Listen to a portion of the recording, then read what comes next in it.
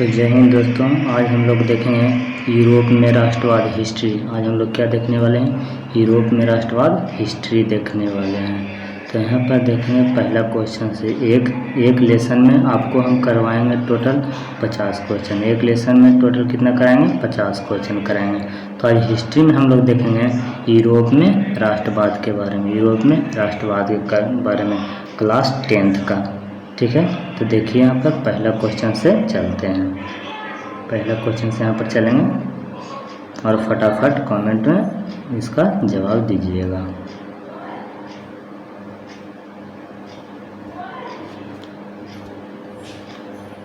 पहला क्वेश्चन यहाँ पर कह रहा है, इटली तथा जर्मनी वर्तमान में किस महादेश के अंतर्गत आते हैं? इटली तथा जर्मनी वर्तमान में किस महादेश के अंतर्गत आते हैं? किस महादेश के अंतर्गत आते हैं? तो आपको यहाँ पर आंसर हो जाएगा सी। आंसर कौन सा हो जाएगा? सी हो जाएगा, यूरोप में। ठीक है, अब देखते हैं दूसरा नंबर क्वेश्चन। दूसरा नंबर क्वेश्चन में यहाँ पर कह रहा है, फ्रांस में किस शासन वंश की पुनः स्थापना वियना कांग्रेस के द्वारा की गई थी? वियना कांग्रेस के द्वारा की गई थी। कौन सा ऑप्शन होगा यहाँ पर? सी ऑप्शन होगा, बूर्बो वंश। कौन सा? सी ऑप्शन, बूर्बो वंश। अब यहाँ पर देखते हैं तीसरा नंबर क्वेश्चन। तीसरा नंबर क्वेश्चन में यहाँ पर कह रहा है, मेजनी का संबंध किस संगठन से था? मेजनी का संबंध किस संगठन से था? तो यहाँ पर आ जाएगा कौन सा ऑप्शन? सी ऑप्शन आ जाएगा, कार्बोनरी से। कार्बोनरी से। चौथा क्वेश्चन कह रहा है, इटली एवं जर्मनी के एकीकरण के विरुद्ध निम्न में कौन था? इटली एवं जर्मनी के एकीकरण के विरुद्ध निम्न में कौन था? बताइए फटाफट आंसर। सही है, यहाँ पर ऑस्ट्रेलिया हो जाएगा। कौन सा? ऑस्ट्रेलिया। अब यहाँ पर देखते हैं अगला क्वेश्चन। अगला क्वेश्चन यहाँ पर कह रहा है, देखिए अगला क्वेश्चन।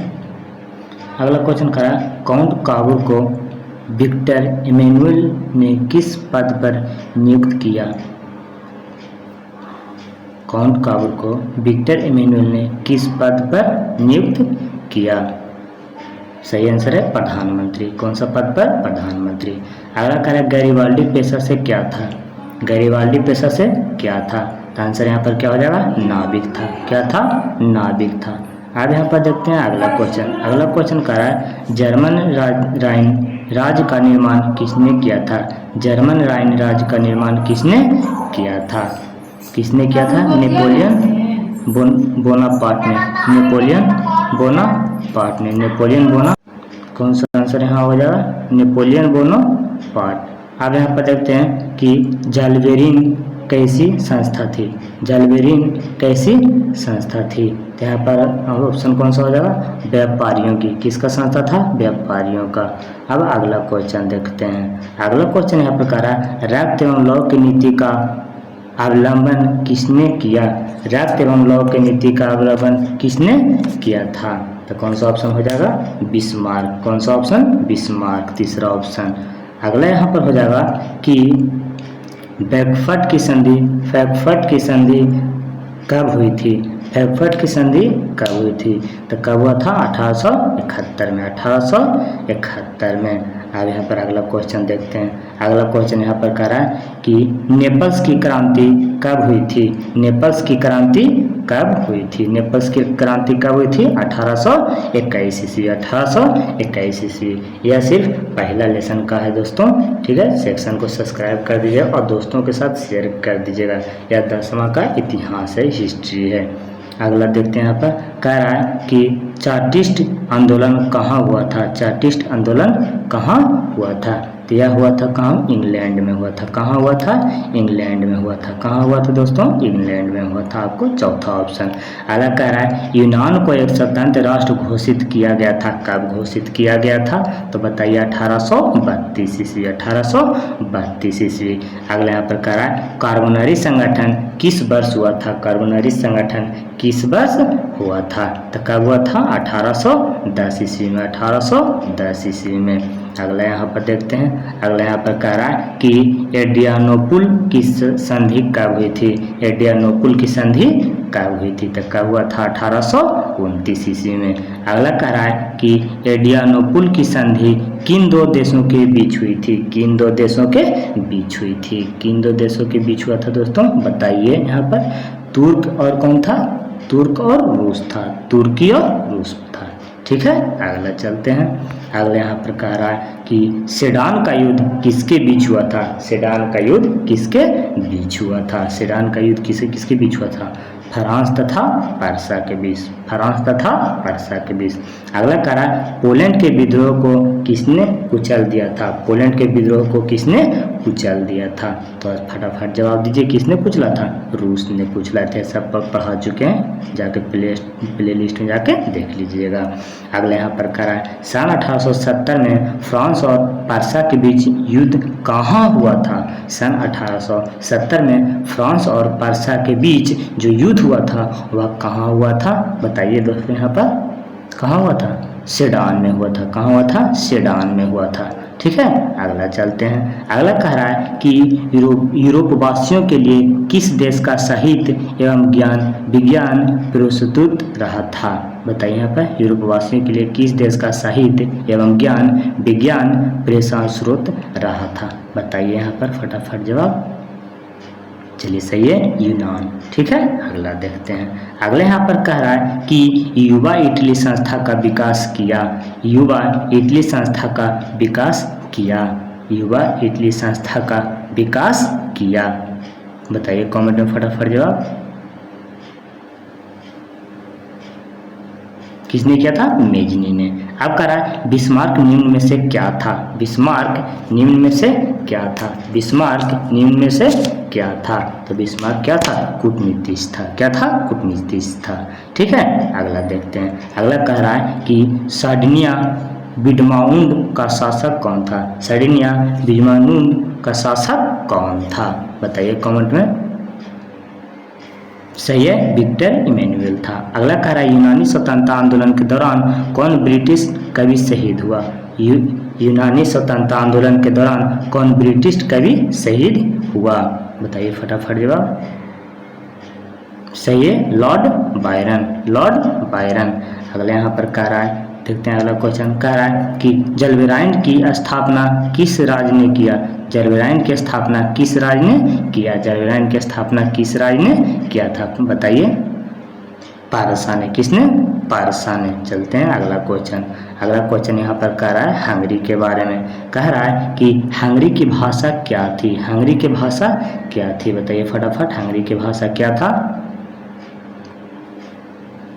बताइए।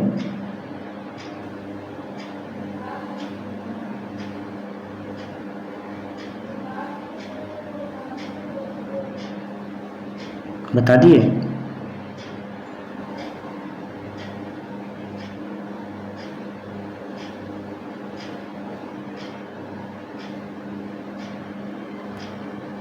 बहुत अच्छा, क्या था, मैगियार था। अगला कह रहा है कि यूनान के स्वतंत्रता संग्राम में किसकी पराजय हुई थी, यूनान के स्वतंत्रता संग्राम में किसकी पराजय हुई थी, तो किसका पराजय हुआ था, तुर्की को, किसका, तुर्की को। अगला क्वेश्चन यहाँ पर देखते हैं। अगला यहाँ पर कह रहा है कि मारियान किस देश के राष्ट्रपति की प्रतीक थी, मारियान किस देश के राष्ट्रपति के प्रतीक था, तो कौन सा ऑप्शन हो जाएगा, फ्रांस। अगला कह रहा है यहाँ पर कि यूरोपीय सभ्यता का पालना किसे कहा जाता है, यूरोपीय सभ्यता का पालना किसे कहा जाता है, तो किसको बोला जाता है, यूनान को बोला जाता है। अगला क्वेश्चन देख लेते हैं। अगला क्वेश्चन यहाँ पर कह रहा है कि एक्ट ऑफ यूनियन किस वर्ष पारित हुआ, एक्ट ऑफ यूनियन किस वर्ष पारित हुआ, कब हुआ था, 1688 ईस्वी। अगला कह रहा है 1789 की फ्रांसीसी क्रांति के समय वहाँ किस राजवंश का शासक था, 1789 की फ्रांसीसी क्रांति के समय वहाँ किस राजवंश का शासन था, किस वंश का था, सही है, बूर्बो वंश का। अगला क्वेश्चन देख लेते हैं। अगला क्वेश्चन यहाँ पर कह रहा है, टोटल 50 क्वेश्चन कराएंगे दोस्तों। कह रहा है नेपोलियन संहिता किस वर्ष लागू की गई थी, किस वर्ष लागू किया था? 1804 ईस्वी में। अगला कह रहा है जर्मनी के एकीकरण के लिए बिस्मार्क ने कितने युद्ध किए थे? कितने युद्ध किया था दोस्तों? 3 गो युद्ध किया था टोटल। कितना युद्ध किया था? 3 गो युद्ध किया था। सभी क्वेश्चन इंपॉर्टेंट है। यह सिर्फ पहला लेसन का है, दूसरा लेसन का आपको नेक्स्ट दिन लाएंगे। अगला यहाँ पर कह रहा है वियना कांग्रेस में कौन राष्ट्रीय सम्मिलित नहीं था? वियना कांग्रेस में कौन राष्ट्र सम्मिलित नहीं था? कौन नहीं था? जर्मनी यहाँ पर शामिल नहीं था। अगला कह रहा है वियना कांग्रेस में पवित्र संघ की योजना किसने प्रस्तुत किया था? पवित्र संघ की योजना किसने प्रस्तुत किया था? तो यह किया था किसने? बताइए बताइए फटाफट।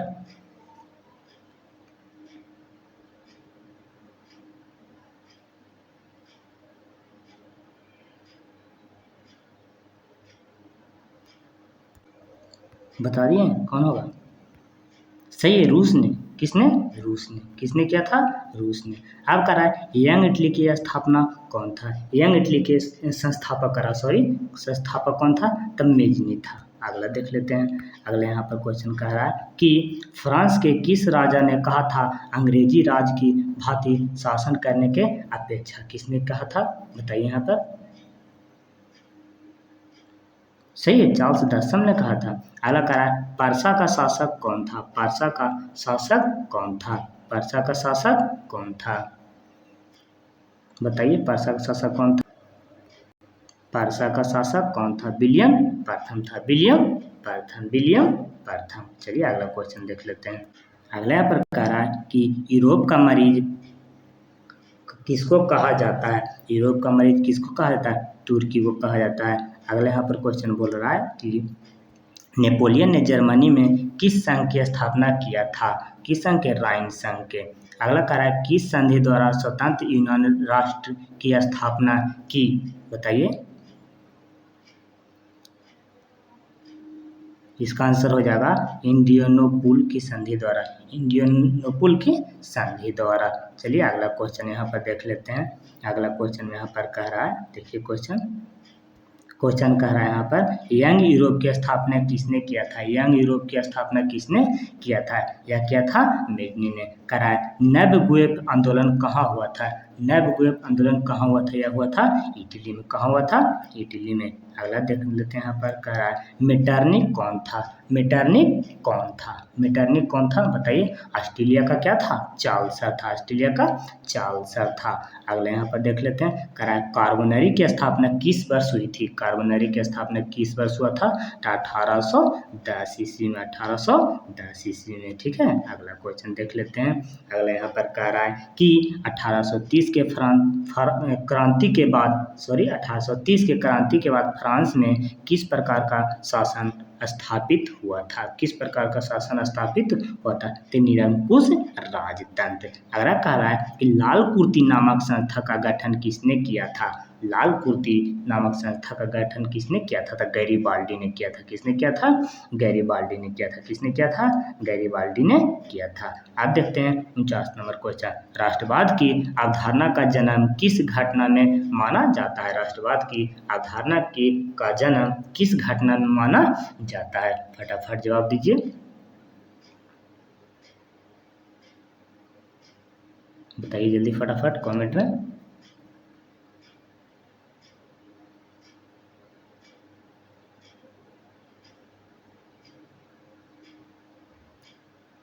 बता दिए। बहुत अच्छा, पूर्ण जागरण। अगला कह रहा है रक्त और लौ की नीति किसने अपनाई थी? रक्त एवं लौ की नीति किसने अपनाई थी? या किसने अपनाया था? बताइए। सही है, फेडरिक विलियम चतुर्थ ने। फेडरिक विलियम चतुर्थ ने। चलिए अगला क्वेश्चन देख लेते हैं। यहाँ पर जो क्वेश्चन यहाँ पर आपका डॉट है, देखिए रक्त एवं लौ की नीति किसने तो पूछा है? बिस्मार्क ने। सही है, बिस्मार्क ने। सॉरी गलती हो गई, 2 ऑप्शन मारा गया। बिस्मार्क ने किया था। ठीक है, तो आज के लिए इतना ही। 50 क्वेश्चन हो गया। आप मिलते हैं नेक्स्ट क्लास। कुछ और क्वेश्चन देख लेते हैं। यहाँ पर कह रहा है किस युद्ध के बाद जर्मनी का एकीकरण पूरा हुआ था? किस युद्ध के बाद जर्मनी का एकीकरण पूरा हुआ था? तो यह किसका था? सोडाओं का युद्ध। सोडाओं का युद्ध। अगला कह रहा है किस संधि द्वारा जर्मनी का एकीकरण पूरा हुआ था? इसका बताइए आंसर। सही है, इसका आंसर जाएगा फ्रैंकफर्ट की संधि। चलिए अगला देख लेते हैं। अगले यहाँ पर कह रहा है कि जर्मनी एवं इटली के एकीकरण के समय फ्रांस का शासक कौन था? फ्रांस का शासक कौन था बताइए। सही है, नेपोलियन तृतीय था। अब नेक्स्ट क्लास में लेकर आएंगे आपका अध्याय 2 लेसन 2 समाजवाद और साम्यवाद। कल आप लोग पढ़ के आइएगा, ठीक है। और आपको उसमें भी 50 या तो 53 क्वेश्चन लेकर आएंगे। तो ठीक है दोस्तों, आज तक इतने, कल नेक्स्ट क्लास में मिलते हैं।